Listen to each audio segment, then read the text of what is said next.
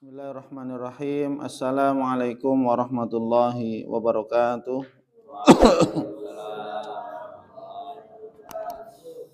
Alhamdulillahi rabbil alamin. Wassalatu wassalamu ala ashrafil anbiya'i wal mursalin wa ala alihi wa ashabihi wa man ihtada bihadihi wastanna bisunnatihi ila yaumiddin. Amma ba'd.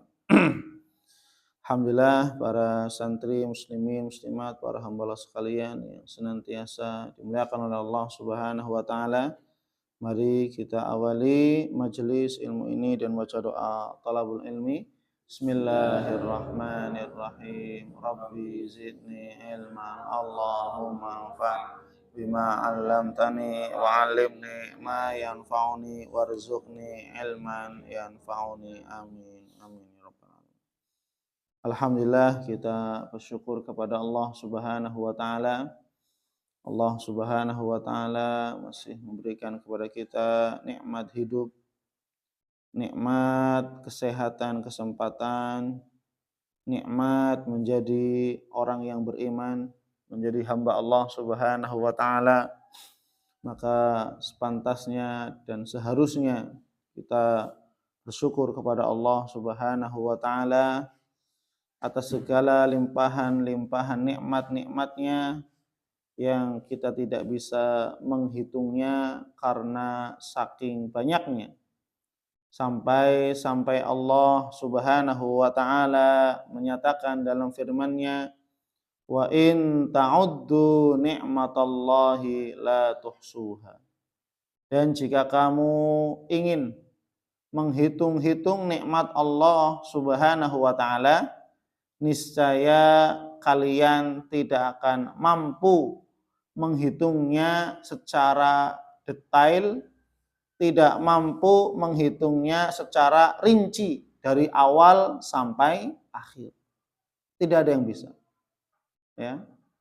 Maka janganlah kita menjadi hamba yang kufur nikmat. Karena kata Allah Subhanahu wa taala, menjadi orang yang bersyukur itu adalah orang-orang yang jumlahnya sedikit. Lebih banyak orang-orang yang mereka kufur nikmat. Allah mengatakan wa qalilum min ibadiyasy syakur. Dalam berbagai banyak ayat, qalilam ma tashkurun. Sedikit sekali hamba-hambaku yang bersyukur. Ya. Sedikit sekali hamba-hambaku yang bersyukur. Ini menunjukkan bahwasanya hamba-hamba yang senantiasa bersyukur kepada Allah Subhanahu wa taala itu begitu sedikit. Lebih banyak mana berarti? Lebih banyak yang kufur nikmat. Orang-orang yang ketika bersyukur kepada Allah Subhanahu wa taala diberikan kesehatan, waktu luang, kesempatan, nikmat iman Islam, manfaatkan untuk istiqomah beribadah kepada Allah. Salat 5 waktu dijaga, menutup aurat, menuntut ilmu, birrul walidain, tolong menolong, dan segala macam bentuk amal soleh dikerjakan mumpung masih diberikan kesehatan. Jangan bermalas-malasan. Ya, orang yang malas ini orang yang kufur nikmat kepada Allah Subhanahu. Diberikan nikmat waktu luang, kesempatan, tapi tidak menggunakannya, memanfaatkannya untuk meraih ketaatan, ketakwaan kepada Allah Subhanahu wa taala. Nah, ini ya, maka jangan sampai menjadi orang yang malas. Malas dalam apapun. Apalagi kalian sebagai santri malas belajar. Oh, ini kufur nikmat, sudah jelas. Ya. Orang-orang yang kufur nikmat, orang yang malas, diberi waktu, diberikan kesehatan, tidur-tiduran, ya, kemudian leyeh-leyeh, ya, ya kalau seandainya istirahat, ya, waktunya belajar, waktunya ya tadarus, waktunya beraktivitas, waktunya sholat, ya, jadi jangan sampai ya gara-gara capek ini dan seterusnya waktu hancur berantakan, amburadul. Waktunya belajar malah ngantuk, waktunya ngantuk malah mainan, ini orang yang tidak bisa memanage, tidak bisa mengatur waktu. Ya. Maka orang yang senantiasa bersyukur kepada Allah Subhanahu wa taala, dia adalah manusia yang mengatur waktunya sedemikian rupa untuk memaksimalkan segala apapun ketaatan kepada Allah Subhanahu wa taala. Jadi jangan sia-siakan waktu, ya. Tolong jangan sia-siakan waktu, apalagi masa muda, jangan sampai, ya. Karena masa muda adalah masa yang paling akan ditanya oleh Allah Subhanahu wa taala. Kenapa? Masa muda, masa yang penuh dengan kekuatan. Masa muda, masa yang penuh dengan ide-ide yang brilian. Masa muda, masa yang penuh dengan kesehatan. Beda dengan masa tua. Masa tua ya lemah, sudah banyak kerokan di sana sini, ya, dan seterusnya, sudah tidak mampu berpikir secara, ya, brilian, tidak mampu mengeluarkan ide-ide yang bagus karena sudah secara umur sudah, ya, sudah tua dan seterusnya. Ya, kurang energi karena fisiknya semakin melemah. Sedangkan yang muda-muda kebanyakan rata-rata mereka malas. Anak zaman sekarang nih, ya, rata-rata mereka malas, ya. Maka jangan sampai menjadi orang-orang yang malas dalam apapun, nggak boleh, ya. Karena malas menunjukkan sifat kufur nikmat kepada Allah Subhanahu wa taala. Ya. Ini. Nah, tolong diperhatikan ini, ya. Nah, kemudian kita lanjut pembahasan hadis dari kitab Riyadhus Shalihin, hadis yang ke-6. An Umar radhiyallahu anhu qala. Dari sahabat Umar radhiyallahu anhu, ia berkata, sami'tu Rasulullah sallallahu alaihi wasallam yaqul. Aku mendengar Rasulullah sallallahu alaihi wasallam bersabda, lau annakum tatawakkaluna 'ala Allahi haqqa tawakkuli la razaqakum kama yarzuqut thair taghdu khimasan wa taruhu bitana. Rawahu Tirmidzi wa qala haditsun hasan. Sami'tu Rasulullah, aku mendengar Rasulullah sallallahu alaihi wasallam bersabda. Yang mendengar siapa? Sahabat Umar. Di sahabat Umar bin Khattab mendengarkan hadis Nabi, mendengarkan nasihat. Apa nasihatnya? Lau annakum tatawakkaluna 'ala Allah haqqa tawakkuli. Kalau seandainya kamu betul-betul bertawakal kepada Allah Subhanahu wa taala haqqa tawakkuli, dengan sebenar-benarnya tawakal.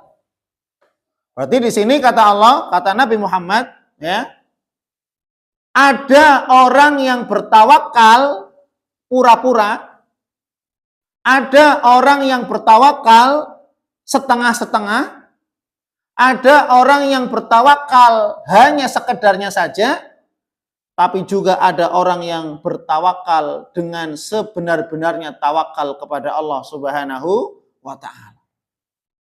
Maka dari ketawakalannya kepada Allah itu menentukan hasilnya.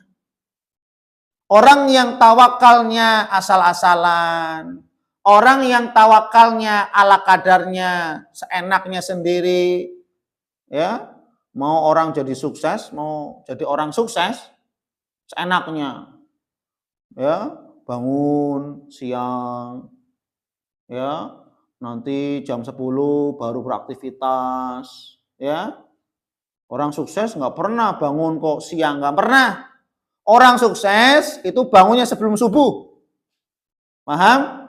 Makanya saya mengajarkan kamu, ya, supaya apa? Jadi orang yang sukses bangunnya sebelum subuh, sebelum ayam berkokok. Ini tanda orang sukses. Dan setelah itu tidak tidur lagi habis subuh. Loh, orang yang tidur lagi habis subuh, loh, ini ciri-ciri orang yang nggak sukses. Loh, molor terus pikirannya, ya. Tahan syahwatnya untuk ngantuk dan seterusnya, ya. Maka orang yang tawakal sebenarnya tawakal, maka akan mendapatkan kesuksesan dunia akhirat. Itu pasti. Buktinya Nabi, para sahabat, Umar bin Khattab, Abu Bakar, Utsman, Ali, dan seluruh sahabat. Mereka tidak ada yang namanya malas-malasan. Mereka tawakal kepada Allah dengan sebenar-benarnya tawakal. Bagaimana mereka mencintai Allah dan Rasulnya dengan apa? Mengeluarkan seluruh hartanya. Abu Bakar. Adakah manusia hari ini yang mau menginfakkan seluruh hartanya di jalan Allah Subhanahu wa taala? Jangankan harta, waktu saja banyak yang mikir-mikir untuk Allah. Ya kan saya punya istri, ya kan saya punya pekerjaan, ya kan saya punya tanggungan, ya kan punya saya, dan seterusnya. Ya. Namun para sahabat, mereka mempersembahkan dirinya, hartanya, keluarganya, waktunya, seluruhnya untuk Allah Subhanahu wa taala. Ya. Maka kalau hidup tawakal yang sesungguhnya, jangan ala kadarnya. Apalagi apa? Tawakal kepada kehebatannya. Tawakal kepada kecerdasannya. Tawakal kepada kekuatannya. Wah, ini sudah. Ya. Kita diperintahkan oleh Nabi kita yang mulia Muhammad SAW bertawakal hanya kepada Allah.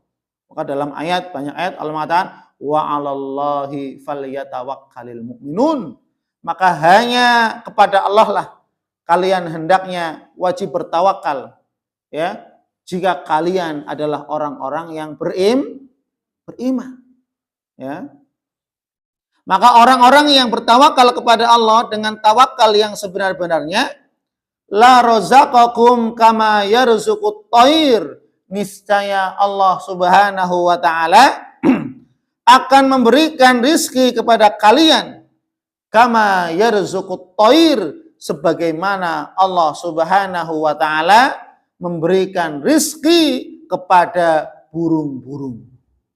Loh, ini pasti kaitannya dengan hadis yang sebelumnya, ya. Taghdu khimasan wa taruhu bitana. Ya. Taghdu khimasan wa taruhu bitana. Di mana burung ketika berangkat di pagi hari, mereka dalam keadaan khimason, lambung yang kosong dari makanan. Artinya apa? Dalam keadaan lapar. Mereka burung-burung pergi dari sarangnya, pergi dalam keadaan lapar, selapar-laparnya. Kemudian apa? Wataruhu bitona, dan mereka kembali ke sarangnya dalam keadaan kenyang dan dalam keadaan membawa makanan. Burung saja yang tidak dikaruniai oleh Allah Subhanahu wa taala akal sebagaimana manusia, burung saja tawakalnya kepada Allah begitu kuatnya. Namun betapa banyak manusia gara-gara mencari rezeki mereka stres. Namun betapa banyak di antara manusia gara-gara mencari jodoh misalkan sampai tidak kunjung mendapatkan jodoh dan seterusnya, akhirnya stres, ya, tidak mendapatkan pekerjaan, tidak mencapai jabatan misalkan dan seterusnya, dia stres. Wa na'udzubillah. Yang punya akal bisa stres, sedangkan burung hewan tidak punya akal tidak stres. Maka di sini apa? Karena manusia, orang-orang yang seperti itu tawakalnya hanya kepada dirinya sendiri.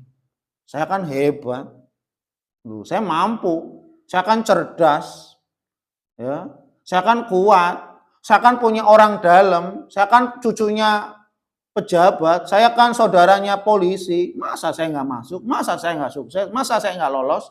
Oh, ini namanya orang yang tawakalnya hanya kepada dirinya, hanya kepada manusia. Maka orang yang tawakal kepada Allah Subhanahu wa taala tanpa melihat apapun di sisi kita, tanpa melihat apapun apa yang kita miliki. Ya, Nabi Muhammad SAW, beliau adalah orang yang manusia yang paling bertawakal kepada Allah Subhanahu wa taala. Ya. Bagaimana ketika sebelum datangnya atau dimulainya perang Badar, ketika para sahabat sudah sampai di lembah Badar, Nabi ketika malam harinya sebelum pagi esoknya, esok paginya berperang, itu perang Badar, maka Nabi ketika semalam suntuk, Nabi bermunajat. Nabi sholat malam, kemudian diakhiri dengan munajat. Berdoa kepada Allah Subhanahu wa Ta'ala. Menunjukkan bahwasanya jangan mentang-mentang kekasih Nabi, kekasih Allah gitu ya. Nabi kan kekasih Allah. Saya kan kekasih Allah, pasti Allah akan nolong saya. Tidak. Nabi apa? Ikhtiar, berusaha, sholat malam, bermunajat semalam suntuk. Dengan doanya Nabi SAW, intuhlak hadhil isabah. Ya Rabbi, intuhlak hadhil isabah, falan tu'bada abadan.